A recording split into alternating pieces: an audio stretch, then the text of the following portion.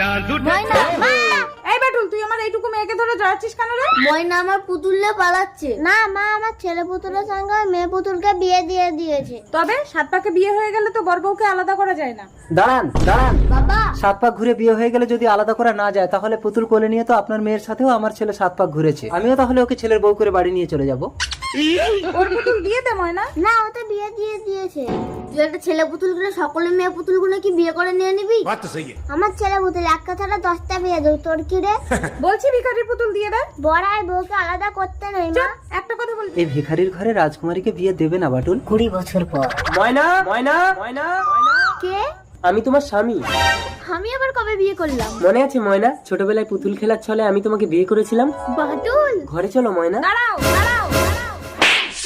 ভিখারি, তোর সাহস তো কম না, তুই আমার বাড়িতে এসে আমার মেয়ের হাত ধরে টানিস? ময়না আমার বিবাহিত স্ত্রী। এই চুপ কর, তোরা কিছু মাল করি পাওয়ার জন্য এই কায়দাগুলো করিস।